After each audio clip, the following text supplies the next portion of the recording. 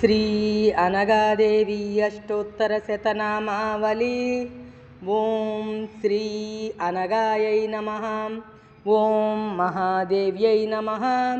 ఓం మహాలక్ష్మ్యై నమః. ఓం అనగాస్వామి పత్న్యై నమః. ఓం యోగీశాయై నమః. ఓం త్రివిధాగ విదారిణ్యై నమః. ఓం త్రిగుణాయై నమః. ఓం అష్టపుత్రకుటుంబిన్యై నమః. ఓం సిద్ధసేవ్యపదే నమః. ఓం ఆత్రేయగృహదీప్తాయై నమః. ఓం వినీతాయై నమః. ఓం అనసూయాత్రి ప్రీతిదాయిన్యై నమః. ఓం మనోజ్ఞాయై నమః. ఓం యోగశక్తిస్వరూపిణ్యై నమః. ఓం యోగాతీతహృదే భర్తృశుశ్రూషణోత్కర్షాయై నమః. ఓం మతిమత్యై నమః. ఓం తాపసివేషధారిణ్యై నమః. ఓం తాపత్రయప్రదే నమః. ఓం చిత్రాసనోపవిష్టాయై నమః. ఓం పద్మాసనయుజే నమః. ఓం రత్నాంగులీయకలసత్పాదాంగుల్యై నమః. ఓం పద్మగర్భసమానాంగ్రితలాయై నమః. ఓం హరిద్రాంచత్ప్రదాయై నమః. ఓం మంజీరకలజత్రవే నమః. ఓం శుచివల్కలధారిణ్యై నమః. ఓం కాంచీదామయుజే నమః. ఓం గలే మాంగళ్యసూత్రాయై నమః. ఓం గ్రైవేయాలిధృతే నమః. ఓం క్వనత్కంకణయుక్తాయై నమః. ఓం పుష్పాలంకృతయే నమః. ఓం అభీతిముద్రహస్తాయై నమః. ఓం లీలాంబోజధృతే నమః. ఓం తాటంకయుగళీదీప్తాయై నమః. ఓం నానారత్నసుదీప్తయే నమః. ఓం జానస్థిరాఖ్యై నమః. ఓం పాలాంచతిలకాయై నమః. ఓం మూర్ధాబద్ధజటారాజస్సుమదామాలయే నమః. ఓం భర్తృరాజ్ఞపాలనాయై నమః. ఓం నానావేషధృతే నమః. ఓం పంచపర్వాణితాయై నమః. ఓం విద్యరూపికాయై నమః. ఓం సర్వావరణశీలాయై నమః.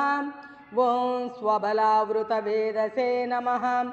ఓం విష్ణుపత్న్యై నమః. ఓం వేదమాత్రే నమః. ఓం స్వచ్ఛశంఖధృతే నమః. ఓం మందహాసమనోజ్ఞాయై నమః. ఓం మంత్రతత్వవిదే నమః.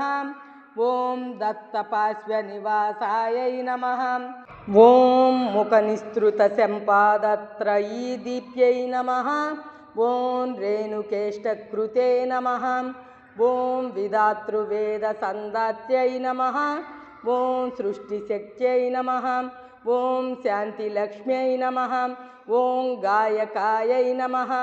ఓం బ్రహ్మణ్యై నమః. ఓం యోగచర్యరతాయై నమః. ఓం నర్తికాయై నమః. ఓం దత్తవామాంకసంస్థితాయై నమః. ఓం జగదిష్టకృతే నమః. ఓం శుభాయై నమః. ఓం చారు సర్వాంగ్యై నమః. ఓం చంద్రాస్యాయై నమః. ఓం దుర్మానసక్షోభకర్యై నమః. ఓం సాధుహృచ్చాంతయే నమః. ఓం సర్వాంతగతయే నమః. ఓం పాదస్థితాయ నమః. ఓం పద్మాయై నమః. ఓం గృహదాయై నమః. ఓం శక్తిస్థితాయై నమః. ఓం సద్రత్నవస్త్రదాయై నమః. ఓం సర్వాంతగతయే నమః. ఓం గుహ్యస్థానస్థితాయై నమః. ఓం పత్నీదాయై నమః. ఓం క్రోడస్థాయై నమః.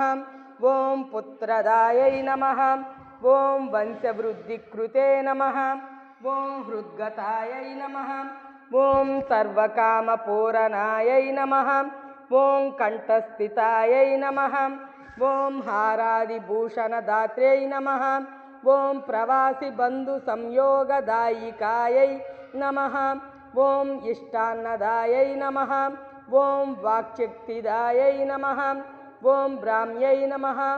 ఓం ఆజ్ఞాబలప్రదాత్ర్యై నమః ఓం సదైశ్వర్యకృతే నమః ఓం ముఖస్థితాయై నమః ఓం కవితాశక్తిదాయై నమః ఓం శిరోగతాయై నమః ఓం నిర్దాహకర్యై నమః ఓం రౌద్ర్యై నమః ఓం జంబాసురవిద్యాహిన్యై నమః ఓం జంబవంశహృతే నమః ఓం దత్తాంకసంస్థితాయై నమః ఓం వైష్ణవ్యై నమః ఓం ఇంద్రరాజ్యప్రదాయిన్యై నమః ఓం దేవప్రీతికృతే నమః ఓం నహుషాత్మజదాత్రై నమః ఓం లోకమాత్రే నమః ఓం ధర్మకీర్తిసుబోధిన్యై నమః ఓం శాస్త్రమాత్రే నమః ఓం భార్గవక్షిప్రతుష్టాయై నమః ఓం కాలత్రయవిదే నమః ఓం కార్తవీర్యవ్రతప్రీతమతయే నమః ఓం శుచయే నమః